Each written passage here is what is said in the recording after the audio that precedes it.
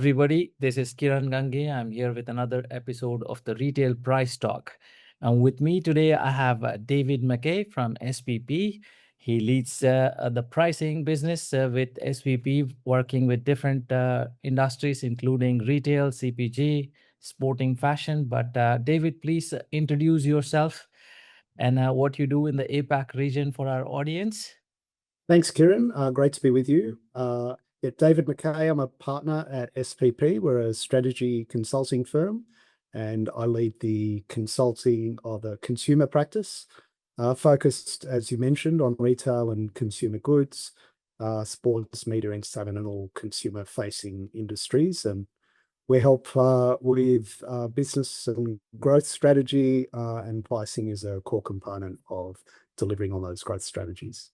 Excellent, excellent. So what I have seen in pricing, we've done a lot of pricing in North America, in Europe and Asia, and I see many differences, right? So I see like, say, for example, Latin America has a very different set of challenges with inflation, with supply chain, whereas in the US, we don't have the latest infrastructure like electronic shelf labels or other devices in stores. There's pretty much still like old LAX airport, right? But on the other end, we see the smaller European economies like, Finland and Switzerland, or even Netherlands, where a lot of the changes are a lot more dynamic. We see a lot more infrastructure investments, automated checkouts, but their challenges are also very different. I would love to hear from you, David. How are things different in the APAC markets, especially Australia and New Zealand? And what is the challenge we are facing today, mainly in these markets? Yeah, so Australia faces kind of a microcosm of all of those challenges to some extent. We're definitely, in terms of globally, one of early adopters for technology and often can be a test market. We've had self-service supermarkets for a long time, or self-service checkouts within supermarkets. We do have electronic pricing on shelves, depending on the retailers. So there are some that do and many that don't. And we're dealing with cost of living pressures and inflation, which is pretty common, I think, in a lot of markets at the moment. And also facing supply chain challenges, particularly with geopolitical disruptions. But also because of Australia's geographic location, we're heavy reliance on imports for many of our goods, and getting ships to want to come all the way down to Australia means that the shipping companies can charge a bit of a premium, and so shipping costs and supply chain costs are a significant thing on a lot of retailers' minds. Understood. Understood. Very, very interesting indeed. So because of the geographic isolation, there needs to be some kind of a long-term planning also in terms of what goods are going to arrive, and then all of the tariffs and the inflation definitely becomes top of the mind for the retailers when they manage. So very good. So when you talk about the challenges in Australia, right? Say, for example, from underlying shift in trends kind of a perspective, if you see in the US, many retail stores are shutting down. People are switching to buying things on e-commerce.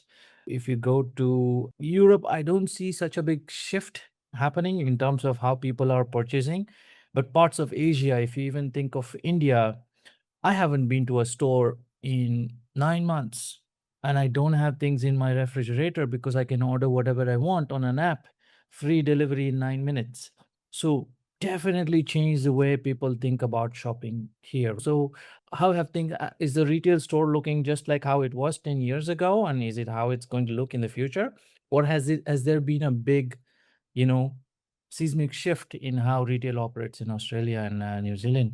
There's definitely been growth in e-commerce and online shopping. It very much depends on the category, but probably some of the industry dynamics to understand about Australia in particular is we have a lot of duopolies and oligopolies, and often referred to in the supermarket space. We have Coles and Woolworths as our two largest retailers. They control about 70% of the market. They're often referred to as the Colesworth duopoly, combining their two names. And I mean, this is quite long entrenched, and it's not unique just to supermarkets. We have a lot of concentration in a small number of large players, and this is because the population of Australia is around 25 million or so, 26 million people, but it's a geographic area the size of the United States of America. Yeah. And so to achieve scale is costly, and the sales volume is only there to support a small number of providers at scale. We are a wealthy nation in terms of our income comparatively to other countries, but that supply chain to service that large geographic area is quite costly. And so that's where you have the two supermarket retailers that have dominated. And they are full service supermarkets. So it would be like going into a large Carrefour within Europe, or a large a Coles, different spelling, in the US, and yeah, so they dominate market share. There have been other entrants. Aldi has come in, and it's taken probably over a decade, but they're around 10% market share now, as a discount supermarket provider. Has a much narrower range than you would within Coles and Woolworths.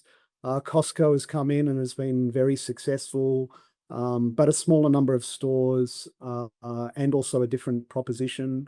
And there are other competitors to Coles and Woolworths, but they tend to be successful in one geographic area. So Harris Farms is a very successful premium supermarket, but they tend only to be in New South Wales, which is the state that Sydney is the capital of. They've got Drake's within South Australia, which is where Adelaide capital city is. Ritchie's is predominantly strong in Victoria, which is where Melbourne is. So there are competitors to the duopoly, but at a national scale, there's only a limited population to support both of Yeah. both of Very, those. very interesting points indeed. I think Netherlands is 25 million and Delhi is 30 million. So it's quite a dynamic to have the size of United States with 25 million people and still be so efficiently running. It definitely needs a lot of these logistics and retailers to work like clockwork. So I believe that is a big factor in how things operate.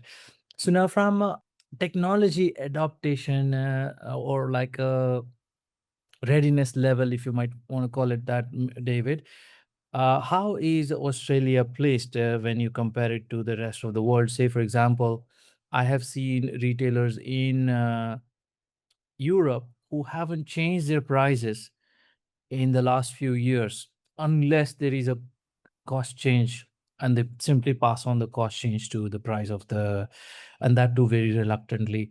And then on the other hand, we have the likes of Whole Foods or Amazon or some other retailers like MediaMarkt in Germany, who change their prices many times a day just to stay on top of the conditions in the market. And then we have rules-based pricing, we have price optimization, we have dynamic pricing, or we have no pricing, cost-based pricing. There are different kinds of countries, and they all kind of like have a stage of evolution they have reached, I believe, or stopped in some cases. Where does Australia fall in this scale? And what do you see could be happening next?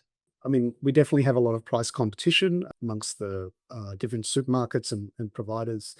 Being the duopoly, there is a bit of pricing power that the two larger supermarkets have. Yeah.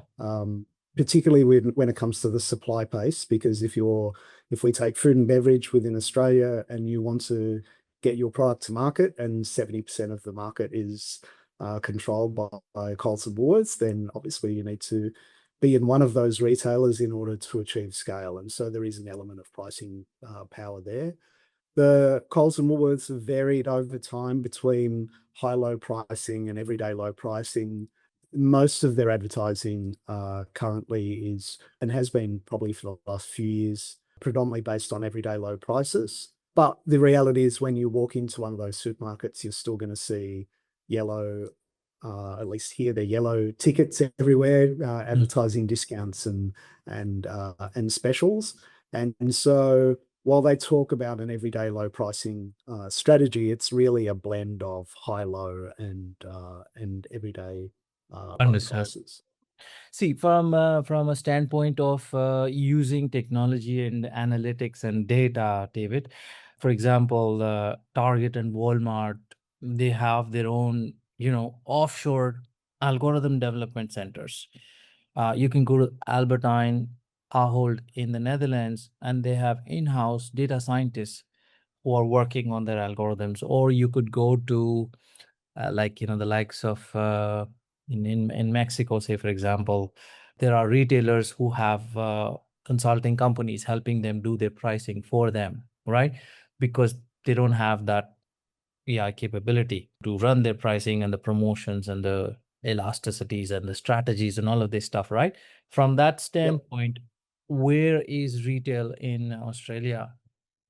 So there's definitely high levels of sophistication in the larger players, and there's multiple consultancies that might help with pricing. I think it's important to remember that pricing is just one of the four Ps, Yeah, and product, place, promotion, pricing. And the important thing is to make sure that pricing happens in conjunction with the other elements. And often we do see that there can be a focus on the pricing in isolation, and that can lead to some in-market failures because it doesn't take into consideration some of those other aspects. And so when I talk about that cyclical nature of moving from high-low pricing and discounting through to everyday low prices, that might be the strategy and it might be the marketing, but it's not necessarily what you see in execution right. uh, because of the way that the market has been conditioned. And so if all your retail shoppers are used to walking into the supermarket and seeing yellow tickets everywhere with specials on, and they start to disappear, then Yeah, the competitor can start putting up yellow tickets, and suddenly traffic moves from one of the two majors to the other two majors. right, right.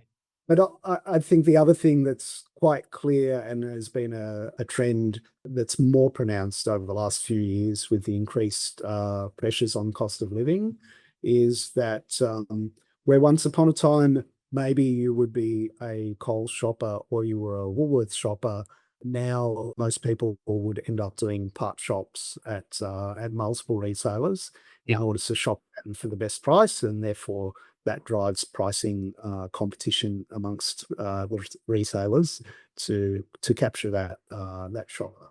Fascinating. It's so amazing to note how different the dynamics of different parts of the world are when it comes to retailing and what's at play. So very good insights indeed. And I have one last question for you, David.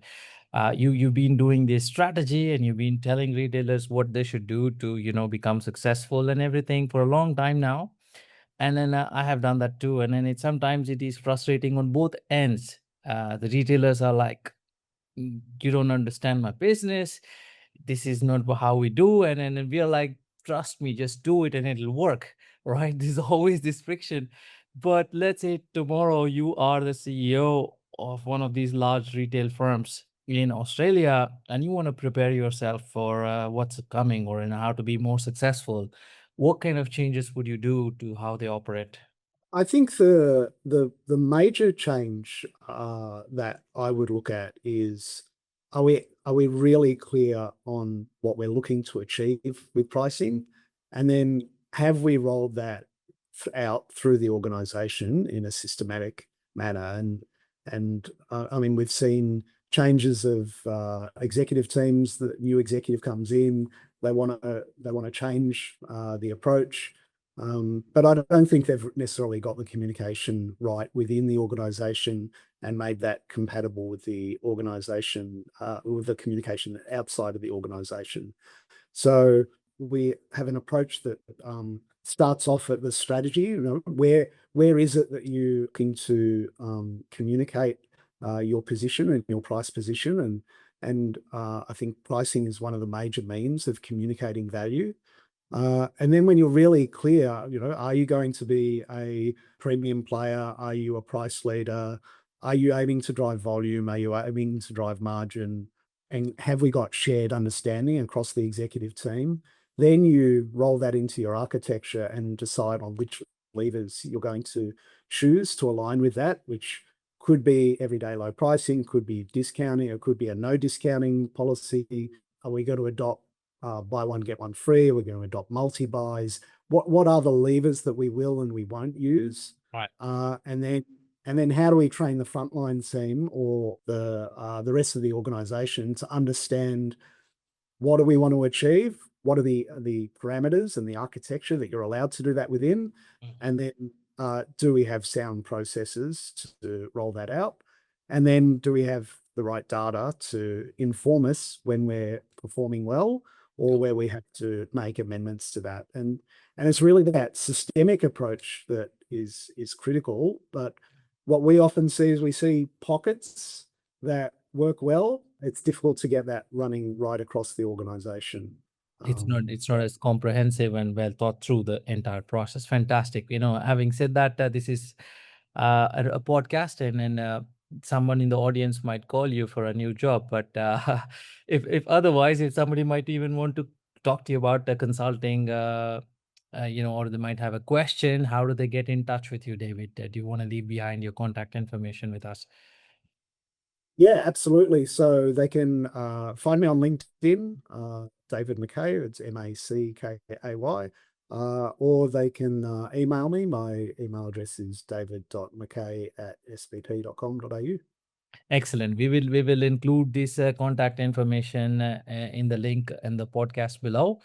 But thank you very much for your time. It was a very interesting conversation indeed. Thanks, Kieran. Thank you.